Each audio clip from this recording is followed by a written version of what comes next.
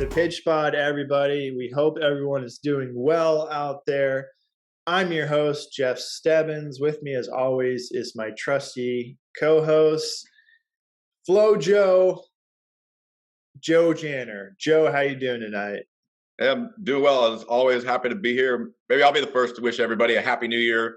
Looking forward to 2023. And as always, again, glad to be a part of the Pitch Pod. Yeah, happy New Year's to yourself. We're hoping at the Pitch Pod and hoping for everyone out there that we have a solid 2023 and have good things happen for sure. So right now we are looking at the previous match that we previewed, which was Man City versus Everton. Neither Joe of us got that prediction right, but we did see some themes that we had previously mentioned play out. So we're going to go ahead and review that match. So Man City versus Everton. As you know, Joe, it drew 1-1. Neither of us saw that. So what were your takeaways from that match, Joe? Well, one, Holland got his goal. As I did predict there, he got to score to go up early. I think you saw that. And he had a certain flair about him and or expression. He was definitely in the competitive mood and mindset in that throughout the whole match. So he was feeling it. He got his one. Everton were able to get theirs to equal. But I think also going back to the prediction and looking at it, it did play out in a sense what we thought. Very scrappy match, very much a defensive force from Everton to keep them from scoring, to keep their chances limited. They got their one, and I think going into that, Everton drawing is a good result for them at this stage. Getting that 1 point out of the contest is good for them. It was well contested. I think probably maybe it could have gone Manchester City's way, had a couple of their chances been converted, but I thought overall, it's again about what we had thought it was going to be. I thought there'd be more goals, but it didn't happen. But in terms of the play, the style, the characteristics of the match itself, it did turn out to be about what we suggested. Yeah, I definitely think so. I as well thought Holland would at least get one, and that puts him to 21 goals this season. So far, Joe, I don't know if you made a New Year's resolution, but I think I think you previously mentioned that you were interested in a push-up challenge where you match Holland and his goals scored throughout the season. Are you still thinking you're going to do that with him on this pace? Yes, let's do it. I would drop down, give you 21 right now, no problem.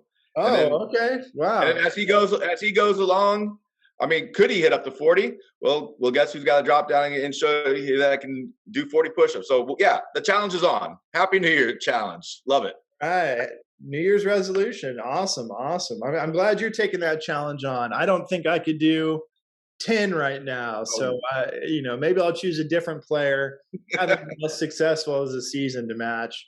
But Joe, I did want to ask you, so Everton, that's a huge, I don't think anyone predicted that they would win really. And they didn't win, but does the fact that they,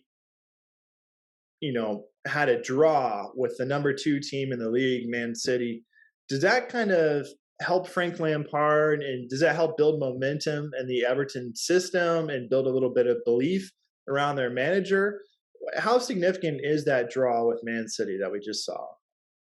I think it's massive in the sense that in that contest on that date to get the draw is very significant for, like you said, getting additional confidence or building up, something to build from, if you will. I think if they would have looked at the beginning of the season and circled that match on the calendar, with no matter where they were and how many points and where they, how far they were from the bottom or in the top 6 or whatnot, they would have looked at, if we go to Manchester City and draw, that's a good result. So to have it play out that way now is still as significant and still important for the management and the team. So they probably, hopefully, will build from it. I can't imagine that not being the thing that they build off of going into the next match. For sure. And I did want to briefly mention, as I watched the game, and we talked about this pre-show as well, it's not just Holland for Man City. I mean, obviously, he's the goal scorer. He is the guy. But as you watch that game, you see De Bruyne.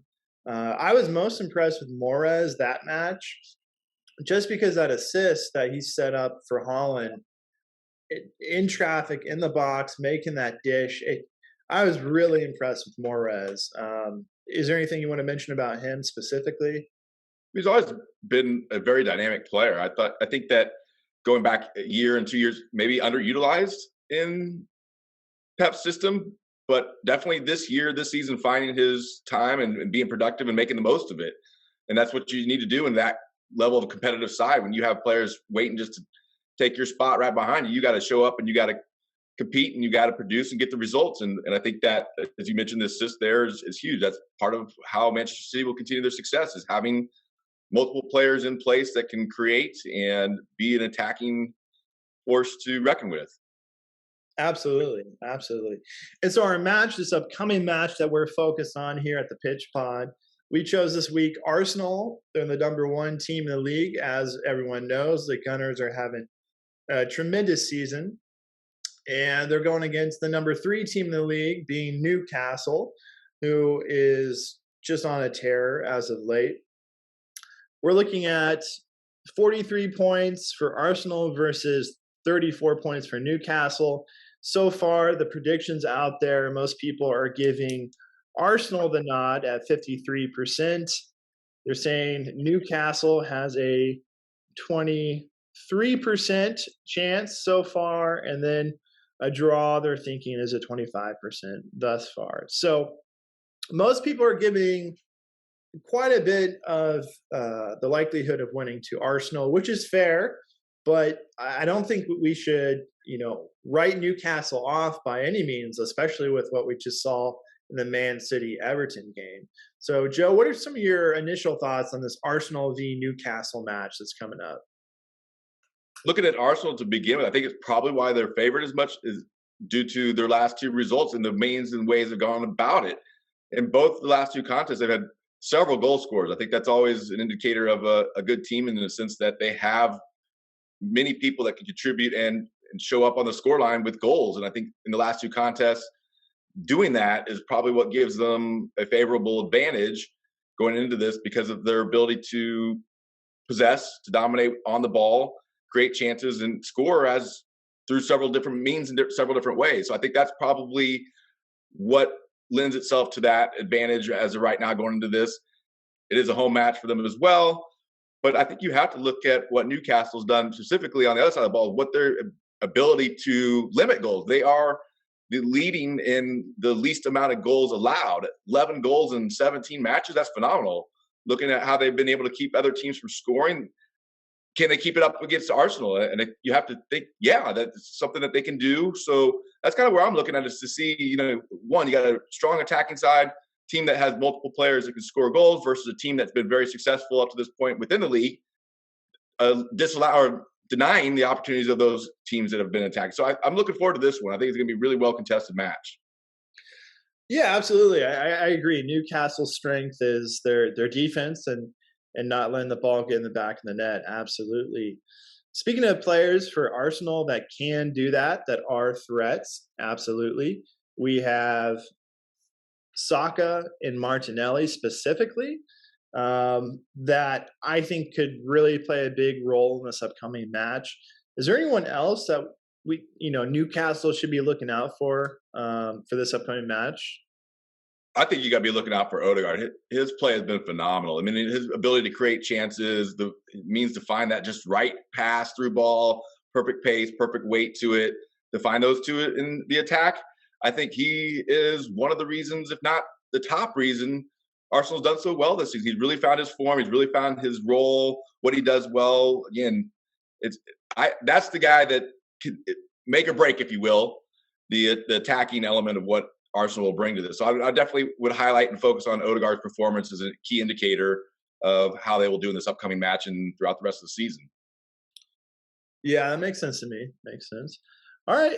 Anything additional you would like to add on, like lineups or strategy or anything like that? Or are you expecting that we'll just see basically what we have been seeing thus far? Obviously, Jesus is out, but besides that, are you expecting a typical lineup from both sides? Well, yeah, you know that with Arsenal, they more or less have their starting 11 to go to. You saw some rotations the last match, more so on the right back, the left back, those more so positions being interchangeable. But your goalkeeper, your center backs, other midfielders, Partey, Xhaka, and the rest of the guys up top that you had mentioned. They'll probably be the starting 11 for Arsenal. Newcastle been lined up in a 4-3-3 as well. Looking to, I think that's where the content's going to be. We mentioned midfield players. I mean, almost cliche. The game is won or lost in the midfield, but I think that's what you're going to see in this upcoming match. Who can possess the ball? Who's going to control winning first balls, second balls in the midfield, and be able to then quickly transition to attack. I think that's some of what we're going to see in this match. Could it be split down the middle in possession? And then, again, which of the two better sides will find that 1 or 2 or 3 goals?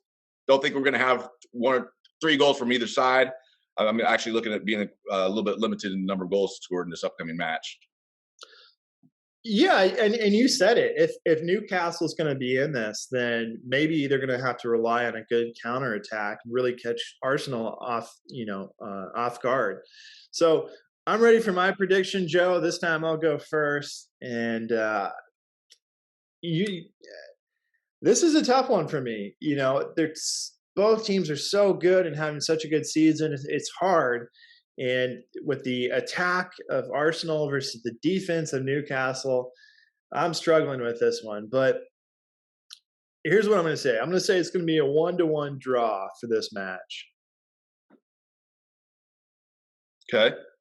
So maybe not the most exciting of predictions, but I think it's going to be a really well-contested match. And I'm going to go 1-1 draw. Go a little bit differently in the sense that the way that, again, Arsenal's been scoring in the last couple of matches, I think they keep that up. I think that form is there. I see them getting, like I said, I don't see them scoring the 3, so I see them scoring 2. Newcastle does have a means, a way to produce their own goals in a sense. So I'm looking at Arsenal at home winning 2-1. All right, that's pretty fair prediction. We're both think it's going to be a tight game. It should be fun, should be exciting. I just want to say before we wrap this up, hopefully everyone out there had a great New Year's Eve, and hopefully everyone has a great new year ahead of them. 2023, it's going to be great, and I can't wait to see this match and more upcoming matches this year. So Joe, thank you. And everyone out there, please like, subscribe, tell your friends, tell your neighbors, tell your parents, your brothers, your sisters, tell everybody about the Pitch Pod if you like what we're bringing, the content. And they're always welcome to join us on the pitch. So, yeah, please like, subscribe. And as always, keep pitching out there, everybody.